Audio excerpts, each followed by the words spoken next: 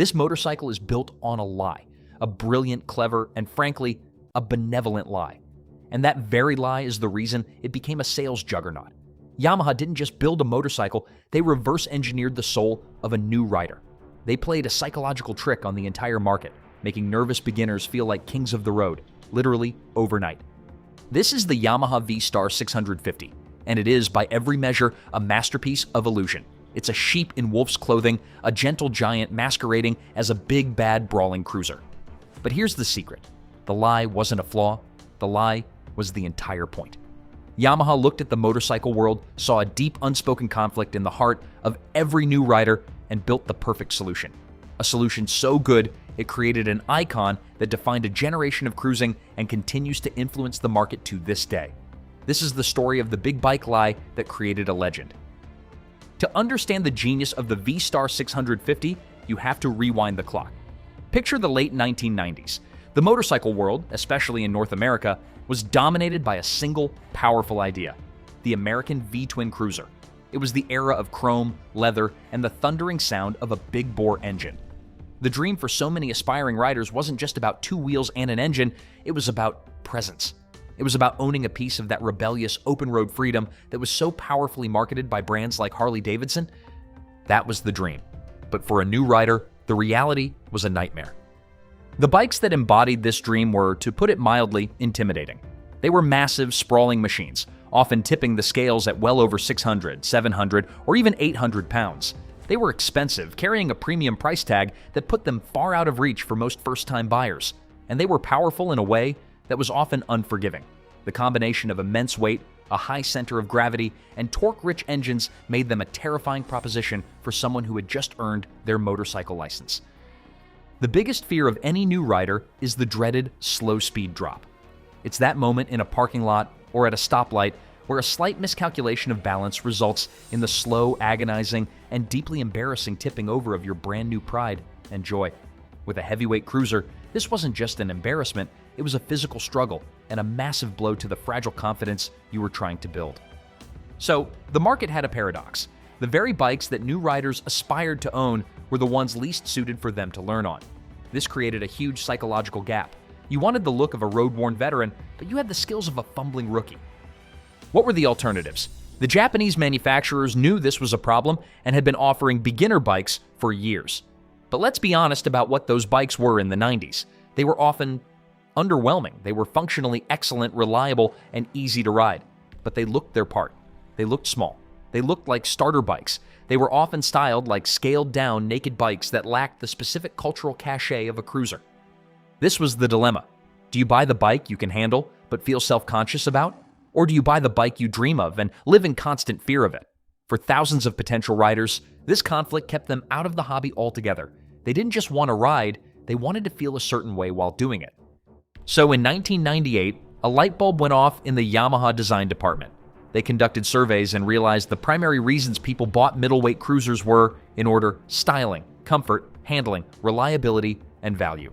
Raw performance was way down the list. The most important factor was the feeling. Yamaha understood that the battle wasn't for the spec sheet, it was for the soul of the beginner. And they decided they weren't just going to build a better beginner bike. They were going to build a better dream. When the Yamaha V-Star 650, also known as the DragStar, rolled onto showroom floors in 1998, it was a statement. It was a carefully crafted piece of psychological engineering. At first glance, it was everything a new rider could want. A full-size, chrome-drenched, honest-to-goodness cruiser. It didn't look like a beginner bike, it looked like the bike. The one you graduate to, but it was all a brilliant trick. Yamaha's strategy was simple, yet revolutionary. If you can't give a beginner the reality of a big bike, give them the illusion of one. This was big bike feel, small bike reality, and it was executed with surgical precision. Let's start with the visual architecture. The foundation of this illusion is the V-Star's full-size double-cradle steel frame. This wasn't some downsized chassis. It was designed with a long, low, stretched-out profile that mimicked the stance of much larger bikes. The wheelbase on the classic model was a sprawling 64 inches, longer than many bikes with twice the displacement. This not only gave it visual presence, but also made it incredibly stable on the highway, a huge confidence booster. Then, Yamaha stylists went to work. They draped this full-size frame with exquisitely crafted all-steel bodywork. The teardrop fuel tank was a perfect example. It was large, holding a generous 4.2 gallons, and featured a tank-mounted speedometer, a classic premium cruiser feature. On most smaller bikes, the Speedo is an afterthought stuck on the handlebars. By integrating it into the tank, Yamaha made the rider feel like they were piloting a truly substantial machine. The fenders were another key element. The V-Star 650 came in two flavors, the Custom and the Classic. The Custom had a bobbed minimalist fender, but it was the Classic model that truly committed to the big bike illusion.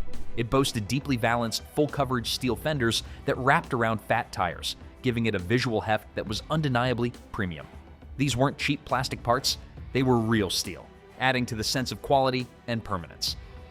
Perhaps the most cunning trick was the rear suspension. To the casual observer, the V-Star 650 looks like a hardtail, a classic style where the rear wheel seems bolted directly to the frame. This look is highly desirable, but results in a bone-shattering ride. Yamaha squared this circle by employing a hidden rear monoshock tucked away under the seat. This gave you the clean lines of a hardtail with the plush, comfortable ride of a modern motorcycle. It was the best of both worlds. And of course, there was the engine. At the heart of any cruiser is its V-twin, and Yamaha knew this had to be a centerpiece. They took the reliable engine from their Virago 535, bored and stroked it to 649 cubic centimeters, and gave it a complete aesthetic makeover. The air-cooled 70-degree V-twin was adorned with polished fins and gleaming chrome covers. It wasn't just there to propel the bike, it was a piece of mechanical jewelry. When you put all these pieces together, the full-size frame, the steel fenders, the tank-mounted Speedo, the hidden shock, and all that chrome, you have the perfect lie. A motorcycle that sat on the showroom floor looking for all the world like a heavyweight contender. For the new rider walking in, full of dreams but short on confidence, it was love at first sight. They didn't see a beginner bike. They saw the bike they always wanted, and for the first time, it felt within reach. Now, before we get into what this bike is actually like to ride, if you're enjoying this kind of deep dive into motorcycle history and engineering psychology, hit like and subscribe. This channel is all about uncovering the stories behind the machines, not just what they are, but why they exist. All right, let's get into the reality behind the illusion. The visual lie of the V-Star 650 was what drew you in. It was the hook, but the genius of the motorcycle, the reason it became a legend, was that the reality of riding it was even better. This is where the lie becomes benevolent, where the deception reveals itself as a carefully constructed gift to the new rider. Underneath that big bike costume was a machine so easy, so forgiving, and so confidence-inspiring that it was the perfect learning tool. Let's start with the single most important spec for any new rider: seat height. The Yamaha V-Star 650 has a famously low seat, a mere 27.4 inches from the ground on the custom model. This isn't just a number, it's the foundation of a rider's confidence. A low seat means that most riders can easily plant both feet firmly on the pavement. The psychological impact of this cannot be overstated. The fear of tipping over is the primary source of anxiety for a novice. Being able to flat-foot the bike provides an immediate visceral sense of security. It turns a 500-pound machine from an intimidating beast into a manageable partner. You weren't perched on top of it, you were sitting in it, connected to the ground and fully in command. Yamaha didn't just lower the seat, they lowered the barrier to entry for the entire sport. Next is the weight. On paper, the V-Star wasn't a featherweight, weighing in at around 514 to 545 pounds. But the lie is how that weight is carried. The V-twin engine was mounted low in the frame, creating an exceptionally low center of gravity. This is crucial. A bike with a low center of gravity feels dramatically lighter than its spec sheet suggests. It's more stable, less tippy, and easier to maneuver in the exact situations where beginners struggle most. It was a heavyweight in appearance, but a middleweight in handling. And now the heart of the V-Star, that 649 cubic centimeter V-twin. If you judge it by raw power numbers, you miss the point entirely. The engine produced a modest 40 horsepower. In a world obsessed with horsepower wars, this is unimpressive. But for a beginner, 40 horsepower is the perfect number. It's enough to be engaging, to cruise comfortably at highway speeds, and to provide that satisfying V-twin pulse. But it's not enough to be terrifying. The power delivery was engineered to be smooth, linear, and predictable. It had enough grunt to be fun, but not enough to get you into trouble. It was, in essence, an engine with adult supervision built right in. Finally, we arrive at one of its most brilliant features, the shaft final drive. Most bikes in this class use a chain, which requires constant cleaning, lubricating, and adjusting. For a new rider, that's just one more chore to worry about.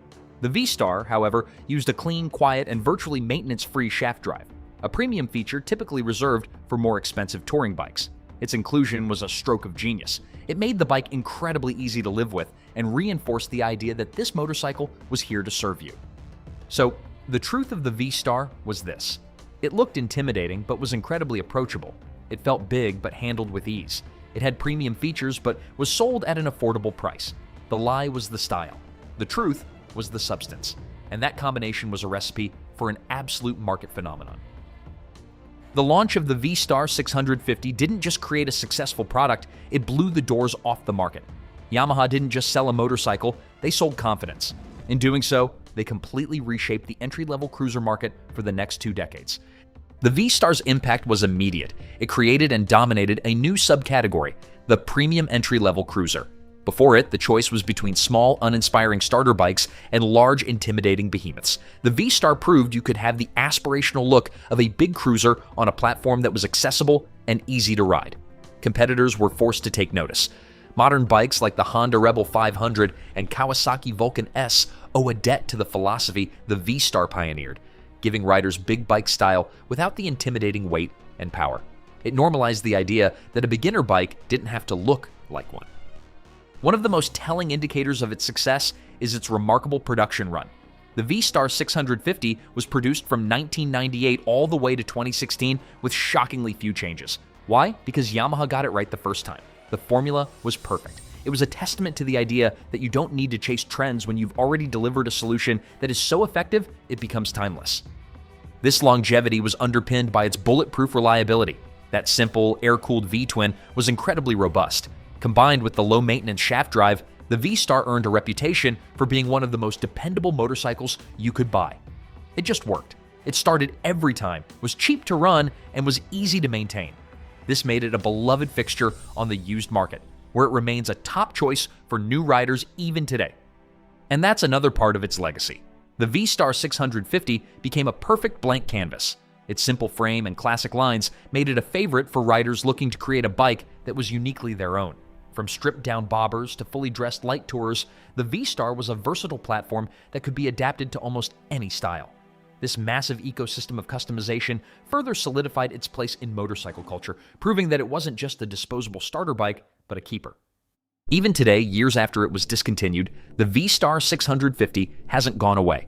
It's a king of the used market, a rite of passage for a whole new generation of riders who find one in a garage or on a classified site and discover the exact same magic.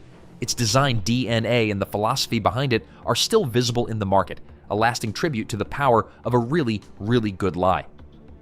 The legacy of the Yamaha V-Star 650 is written on the open roads, in the garages of first-time owners, and in the fond memories of countless riders who started their journey on one. It became more than just a motorcycle, it became a rite of passage. It was the key that unlocked the world of motorcycling for a generation that might otherwise have been left standing on the curb, intimidated and overwhelmed. So, was it all built on a lie? Absolutely. But it was the best kind of lie. A lie told not to deceive, but to empower. A lie that whispered to the nervous beginner, "Don't worry, you can handle this," while shouting to the rest of the world, "Look out, here comes a real biker." The V-Star 650 wasn't just a machine of steel and chrome, it was a confidence engine. It understood that the most important performance metric isn't horsepower. It's the reflection you catch in a shop window that makes you smile. It's the belief that you belong. To criticize the V-Star for its modest power or its borrowed styling is to fundamentally misunderstand its purpose. It was never trying to be the fastest or the most original. It was trying to be the most welcoming. It launched a million riding careers, not by being a perfect motorcycle, but by being the perfect motorcycle for a beginner. And in doing so, it proved that the greatest truth in motorcycling is that it's all about the feeling. The big bike lie wasn't a lie at all, it was just a very clever way of telling the truth. Now, I want to hear from you. Was the Yamaha V-Star 650 your first real motorcycle? Or what was the bike that gave you that moment? That feeling where everything just clicked? Drop your story in the comments. I read every single one. And if you enjoy these deep dives into the machines that shape motorcycling, make sure you subscribe. There's a lot more coming. Until next time, ride safe, ride smart, and I'll see you on the next ride.